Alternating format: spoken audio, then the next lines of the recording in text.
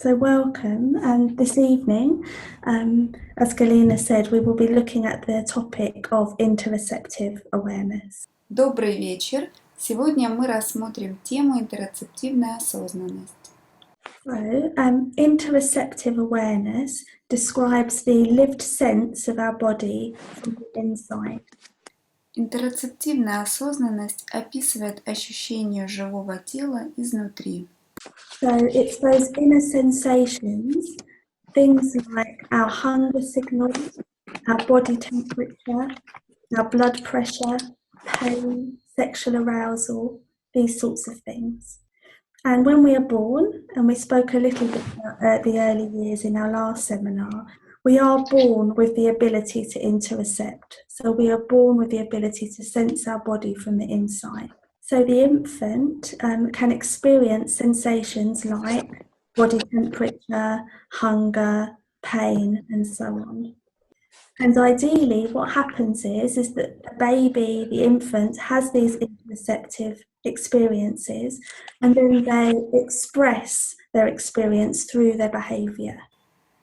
Итак, внутренние ощущения тела включают ощущение голода, сердцебиения, температуры тела, артериального давления, сексуального возбуждения и так далее.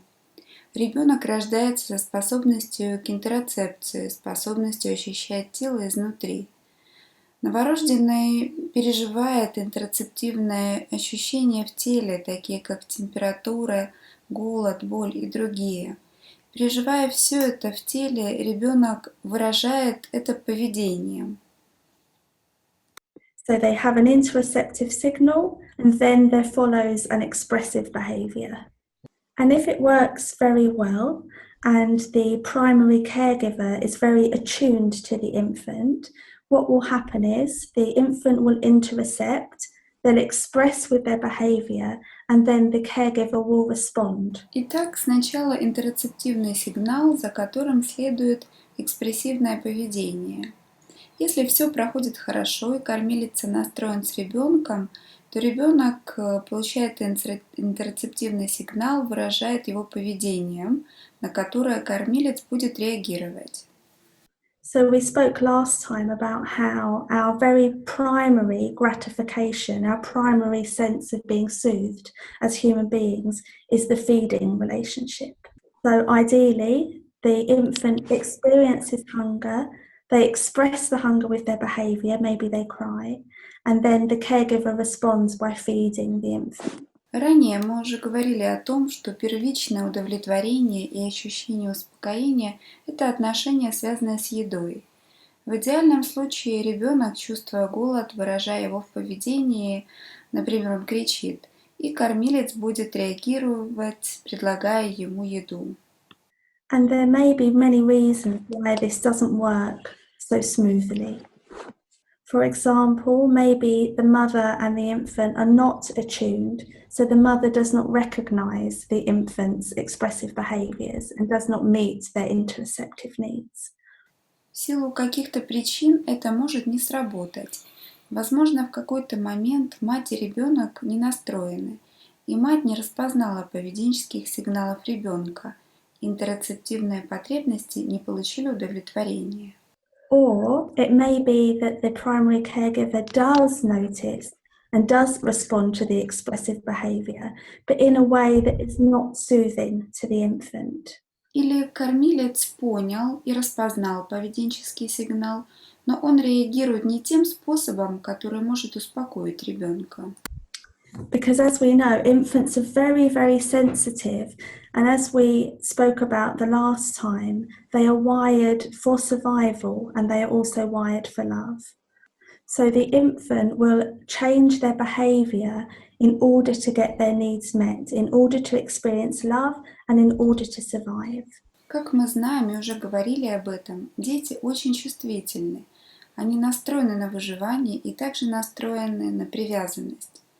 Поэтому ребенок изменяет свое поведение, чтобы его потребности удовлетворялись, чтобы переживать любовь и выживать.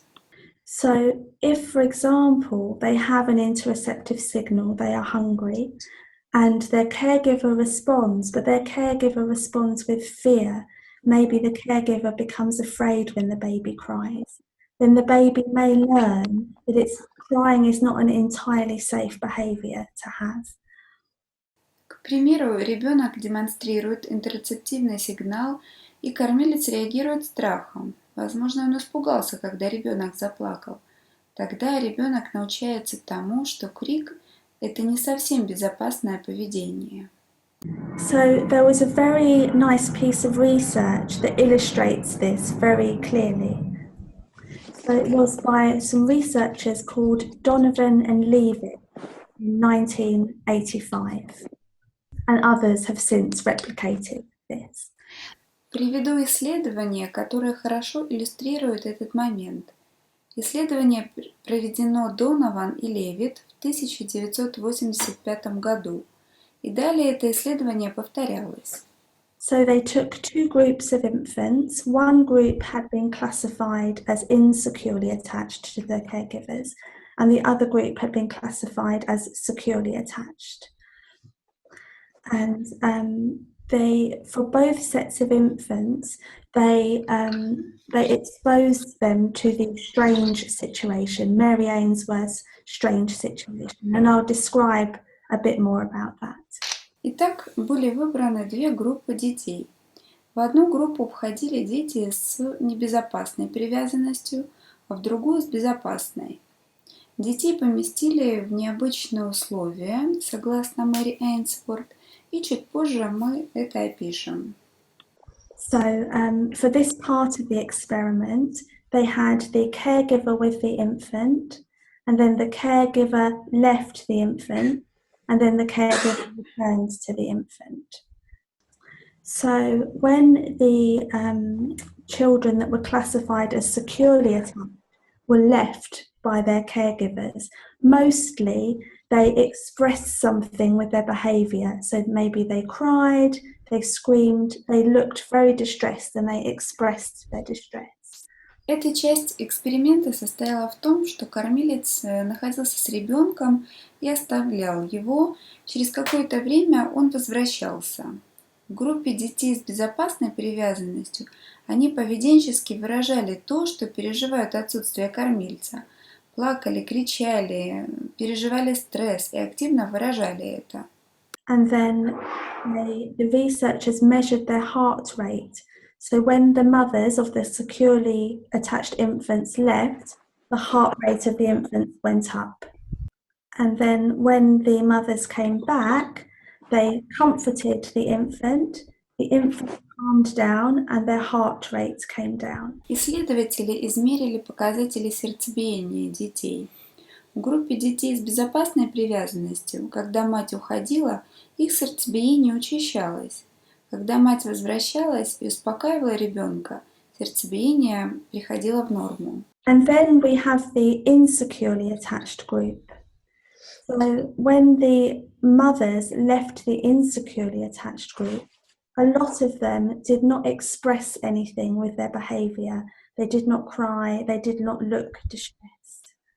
And so the researchers hypothesized that their heart rate maybe had not changed, but this is not what happened. В группе детей с небезопасной привязанностью, когда мать уходила, поведением дети ничего не выражали. Они не плакали и не выражали то, что расстроены.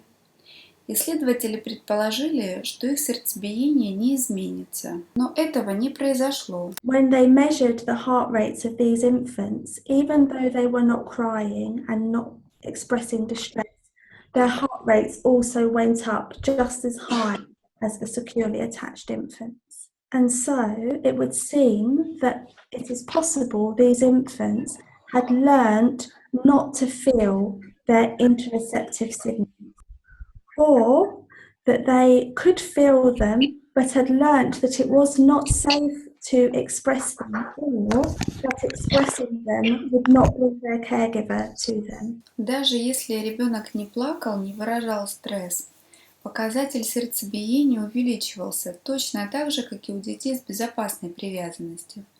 Возможно, эти дети научились не чувствовать интерцептивные сигналы.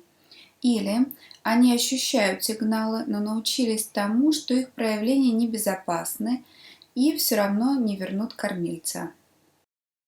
So very early on in our lives, we begin to learn about how we respond to our interoceptive signals and how in touch with our interoceptive signals it is safe and good to be. С ранних моментов жизни мы научаемся тому, как реагировать на интероцептивные сигналы и тому, насколько связь с интероцептивными сигналами безопасна. Because if I feel hunger and either my mother does not come or when she does come, she seems to be distressed, then perhaps I will stop feeling. So there are two main conditions when our interoceptive awareness switches off. Если ребенок чувствует голод, а мать не приходит, или она приходит, но кажется расстроенной, то ребенок перестает ощущать голод. Есть два важных условия, при которых интероцептивная осознанность отключается. The first is if we have to be exteroceptively orientated. That means that we have to put all of our attention to the outside. При экстраинтероцептивной ориентации это означает, что все внимание направлено наружу. And the second is if we feel we are in danger, and this could be physical danger, and for a baby it is physically dangerous not to have a caregiver respond to you, or it might be emotional or psychological danger. It's experienced the same in the body. И при угрозе физической для ребенка, физической опасности, если кормилец не реагирует, эмоциональной или психологической угрозе. And this links very nicely with Stephen Porges' polyvagal theory, which is a very new theory and it's not a proven theory, but it matches very nicely with some of these ideas. Я связываю это с поливагальной теорией Стивена Порджеса. Эта теория новая, полностью недоказанная, но хорошо объясняет эти идеи. So Stephen Porges noticed that we have two branches of our vagus system and that gives us three lines of defense when we believe we are in danger. Согласно этой теории, вегетативная нервная система состоит из двух ветвей и обеспечивает три линии защиты при угрозе. So the first thing we try to do is we try to have social engagement. So in the case of the infant, the first thing they will do is they will try to get the attention of their caregiver with their facial expressions and with their behavior. Because the vagus nerve, it wanders throughout the body and it's connected to the muscles of our face and our inner ear and our larynx. So it's connected with social communication.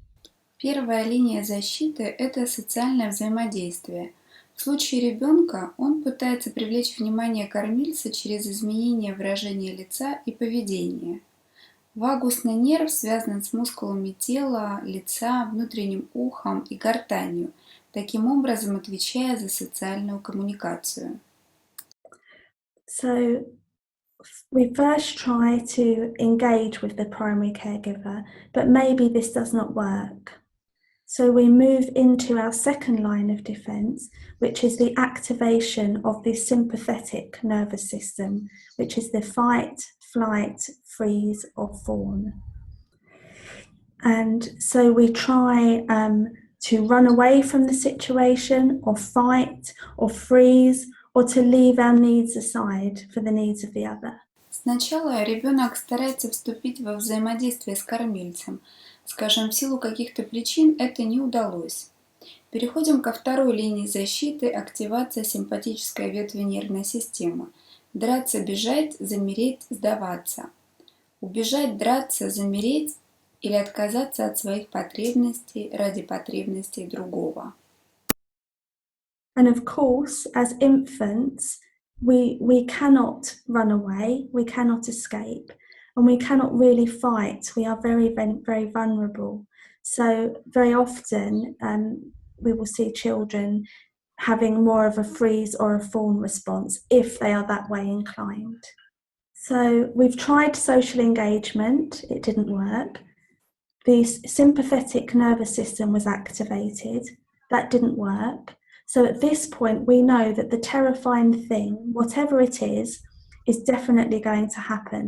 And that terrifying thing might be as basic as our caregiver not responding to our needs. Ребенок не может убежать или спрятаться, он беззащитен.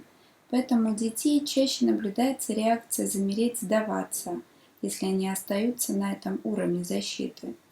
Итак, мы попробовали социальное взаимодействие. Оно не сработало. Активировалась симпатическая нервная система. Это тоже не сработало. В этот момент мы понимаем, что самое ужасное, что можно представить, обязательно произойдет.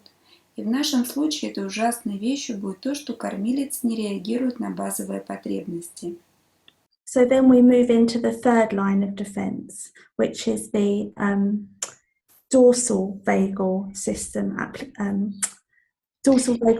activation. So this is when many systems of the body shut down, we become disconnected from our interoceptive signals, and there is often a level of dissociation that can happen from the body. Тогда мы переходим к третьей линии защиты – активации дорсально-вагусного комплекса. В этот момент многие системы организма останавливаются. Мы отключаемся от интероцептивных сигналов, и можно в какой-то мере наблюдать диссоциацию от тела. And all of this is really important to our discussion because research has found that certainly people with a diagnosis of anorexia, people with a diagnosis of bulimia, and also people with a diagnosis of body dysmorphic disorder have much, much poorer interoceptive awareness than controls in the general population. Это важно учитывать в нашем обсуждении, поскольку есть исследования, в которых говорится о том, что такие диагнозы, как анорексия, булимия, включая дисморфическое расстройство, обладают очень низким уровнем интероцептивной осознанности, в отличие от контрольной группы. And it's very possible that this poorer interoceptive awareness is present across all kinds of eating disorders, but we just haven't got that research yet to back it up. But we do have the research for anorexia, bulimia, and body dysmorphic disorder. Yeah, I imagine it's probably a feature of most, if not all, of these kind of eating-based struggles. Возможно, что низкими показателями интероцептивной осознанности характеризуются и другие диагнозы в сфере расстройств пищевого поведения. Однако у нас нет подтверждающих исследований. Но в случае анорексии, булимии, дисморфического расстройства это подтверждено. Мне кажется, это отличительная характеристика всех расстройств, связанных с едой. So what we get people who have a sense often of a great numbness in their body. They might say things like, I feel dead from my neck downwards. I have heard things like, I feel like I am made of wood. I feel like my head is not connected to my body. I feel very cold inside, these sorts of things. And in the same way, when the interoceptive signals come into the body very strongly, they can scare the person or they can bring a sense of aliveness that really excites the person. Итак, есть категория людей, которые ощущают онемение в теле. Например, можно услышать «я мертвый» ниже шеи. Я встречала такие выражения «я сделан из дерева», ощущаю свою голову отдельно от тела, внутри все холодно. Когда интероцептивные сигналы поступают в тело очень интенсивно, с одной стороны, они могут напугать человека, а с другой – привнести ощущение жизни. Это то, что захватывает. So we have this window of tolerance. Dan Siegel and also, what's her name? I have her book. Oh, Pat Ogden. Dan Siegel and Pat Ogden speak about this window of tolerance. So inside our window of tolerance is this sense of feeling safe, of just the right amount of interoceptive signals, of just the right amount of arousal. Итак, у нас есть идея окна толерантности. Дэн Сигал и Пэт Огден говорят об окне толерантности. Внутри окна толерантности есть ощущение безопасности при небольшом количестве поступающих интерцептивных сигналов и небольшом возбуждении. And what we find often with people with eating disorders is that they spend a lot of time outside of their window of tolerance, and that their window of tolerance is very small.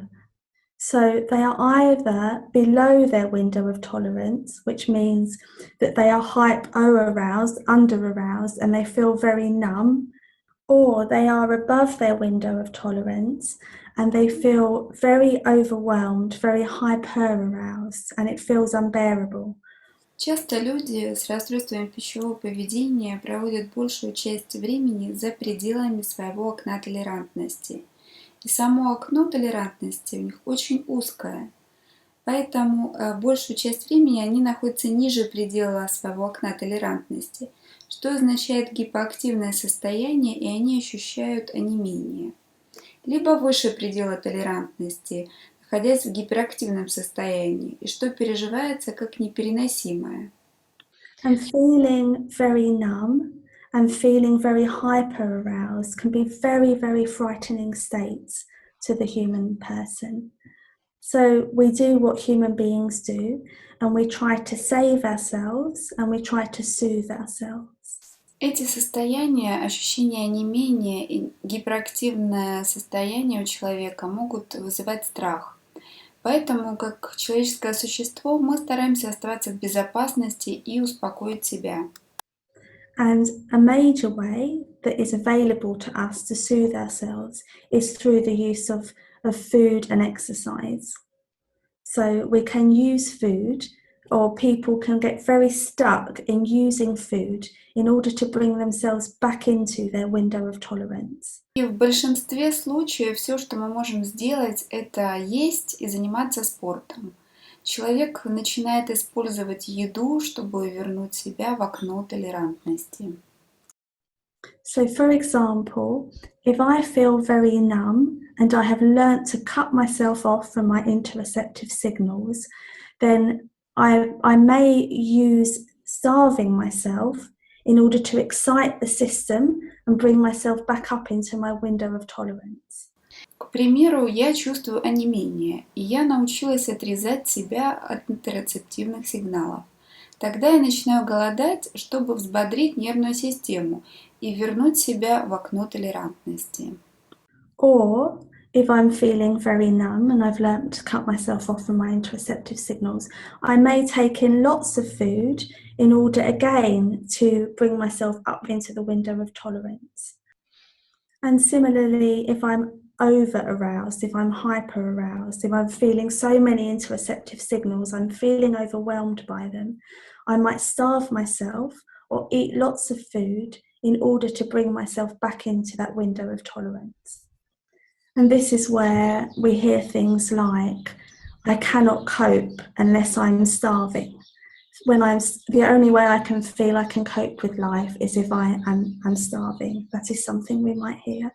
Или я принимаю много еды, чтобы снова привести себя в порядок, вернуться в окно толерантности. И точно так же, если у меня гиперактивное состояние, я получаю много интерцептивных сигналов, чувствую переполненность ими, то я буду голодать или много есть, чтобы вернуть себя в окно толерантности. Часто при этом можно услышать: «Я не справляюсь, я могу жить, справляться с жизнью только когда голодаю». And of course, today we are focusing on the physiological aspects. And of course, there are many, many, many psychological aspects as to why a person might starve themselves or eat a great amount of food.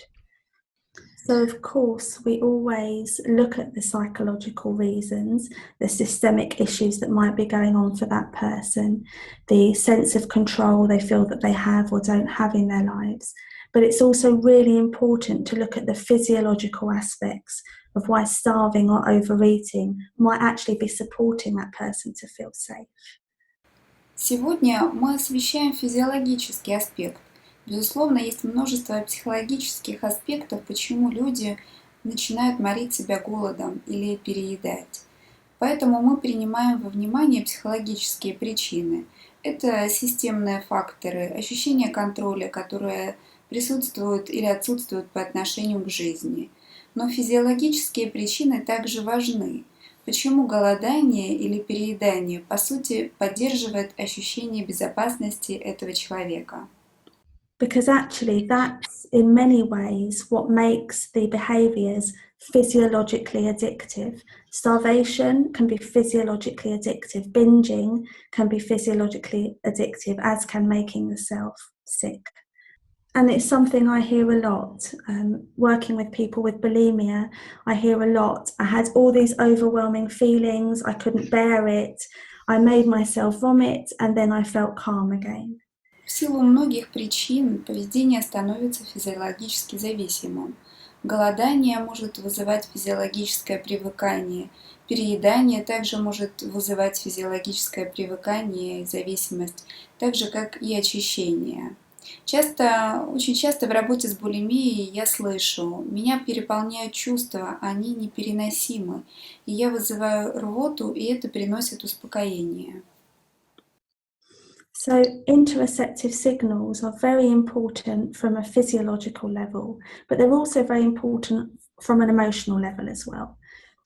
Because our interoceptive signals are the way our emotions play themselves out in our bodies. Интерцептивные сигналы очень важны на уровне физиологии, и на эмоциональном уровне они также важны. Интерцептивные сигналы – это способы, через которые эмоции отыгрываются в теле. So the extent to which we are cut off from our interoceptive signals is the extent to which we are cut off from our emotional experience. The two go together. То, до какой степени мы способны отрезать себя от интерцептивных сигналов, это тот же предел, до которого мы отрезаем себя от эмоционального опыта. Они, интерцепция и эмоции, идут вместе, связаны вместе. So we also get tangled up with this, people that really struggle to feel their emotions unless the emotions are very, very strong.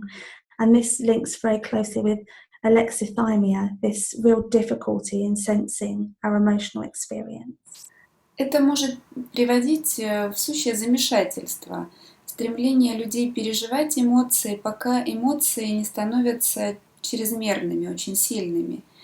Это встречается, например, при алекситимии, когда есть сложности с переживанием эмоционального опыта. Yeah. So then the question becomes, how can we support our clients with this knowledge? How can we best support our clients? Тогда появляется вопрос, как мы можем поддержать клиентов, опираясь на эти знания? And it seems to be that we can support them using interoceptive awareness by helping them to increase their interoceptive awareness, but also helping them to extend their window of tolerance and to find ways to come into their window of tolerance without using food. Мы можем оказать поддержку, используя интерцептивную осознанность, помогая расширить интерцептивную осознанность и также помочь расширить окно толерантности и найти возможность возвращаться в предел окна толерантности, не прибегая к еде. So I'll lead you through just a couple of simple exercises, and then we will talk about how to support the clients to come into their window of tolerance and expand their window of tolerance. Мы попробуем несколько простых упражнений на предстоящем семинаре и поговорим о том, как вернуться и расширить окно толерантности в работе с клиентами. Thank you, everybody. It's lovely to spend this time with you. Спасибо.